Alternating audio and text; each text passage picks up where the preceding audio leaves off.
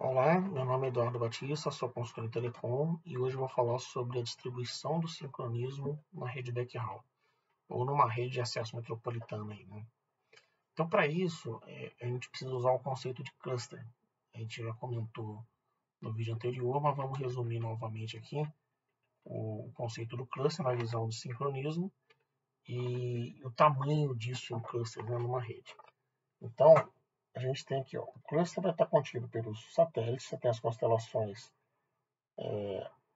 para fazer o GNSS, pode ser americano, europeu, russo, chinês, dependendo dos melhores casos aí, a fonte de sincronismo, PRC, o Primary Clock Reference, ele vai receber esses satélites, uma, duas ou mais constelações, e normalmente ele vai ter um césio, né, um cristal de césio aqui, para poder pegar as referências que vêm do satélite, as mensagens, e gerar isso para a cadeia de baixo.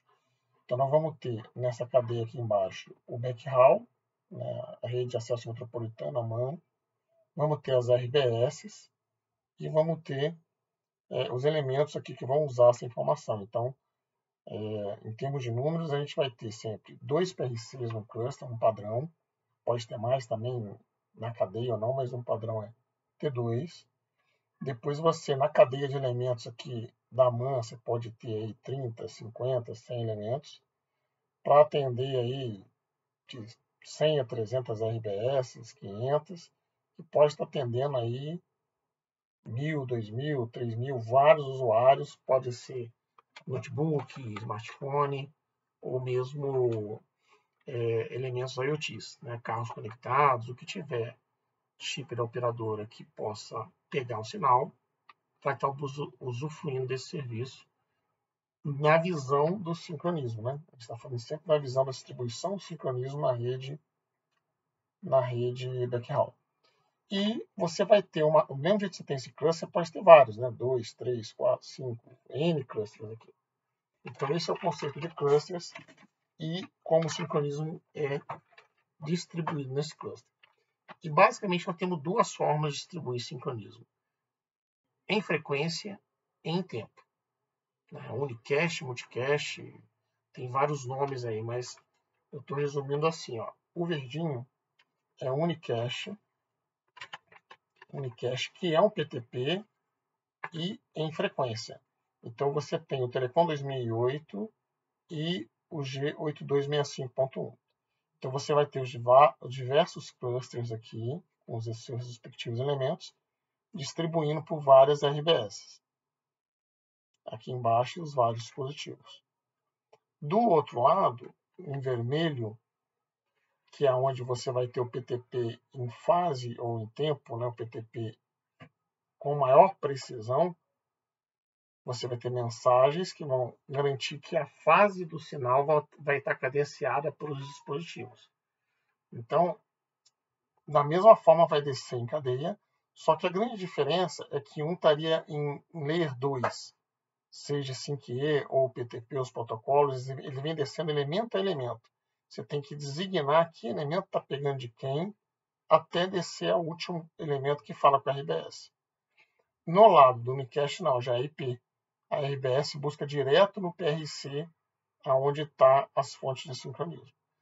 E, nesse ponto, eu quero falar aqui agora sobre interferências, né?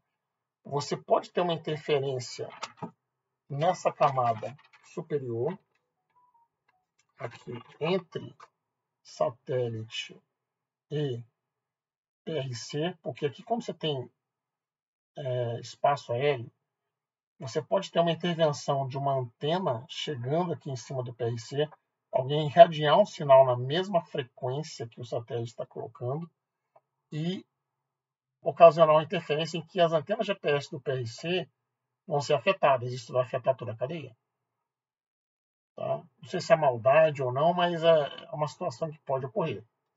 Tá? É baixo, mas pode ocorrer. E mesmo alguém colocar um balão ou colocar um satélite que clone, né, e tem uma interferência, ele tenha mais potência, e faça um clone da informação do satélite da constelação principal por debaixo. que também pode ser com o objetivo de causar uma interferência que derrubaria todo o cluster. E clusters, né, porque o satélite aqui é único. Então, essa interferência pode derrubar toda uma rede que precisa dessa precisão de sincronismo. A outra interferência, supondo que ninguém tenha a maldade de fazer para derrubar os PRCs, é uma interferência onde estão as oportunidades, porque aqui embaixo, os elementos que estão no backhaul e na MAN precisam ser configurados para falar com as RBS e, estando tudo certo, está tudo bonitinho, ok. Então, você vai ter uma RBS mandando uma frequência, outra RBS mandando outra frequência para os dispositivos que estão aqui embaixo. O dispositivo ele pode estar pegando, ele pode ter uma interferência entre das duas RBS do mesmo cluster, ou do cluster vizinho.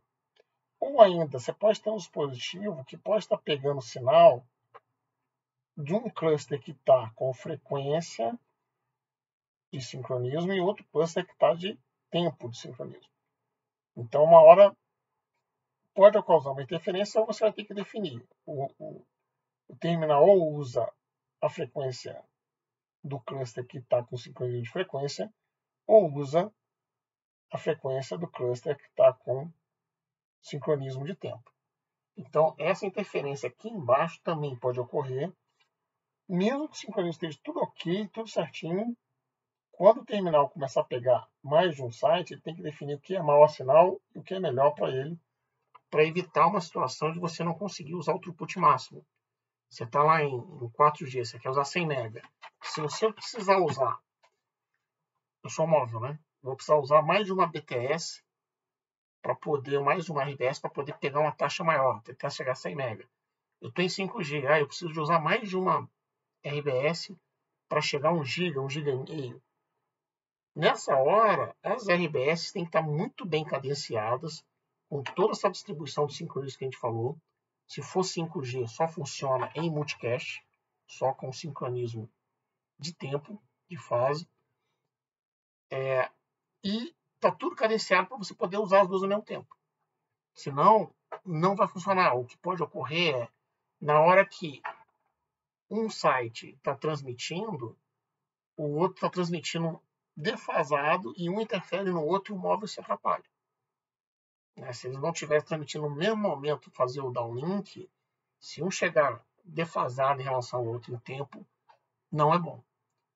Então, a gente comentou hoje da distribuição, seja a frequência, seja no tempo, do sincronismo no backhaul, e visando que isso tem que estar bem sincronizado. Então, os prós e os contras, principalmente os contras, a gente vai discutir no novo momento. Ok? Então, compartilhar informação e conhecimento nos faz aprender. Comente, compartilhem e deixe o like. Bom, obrigado, um abraço.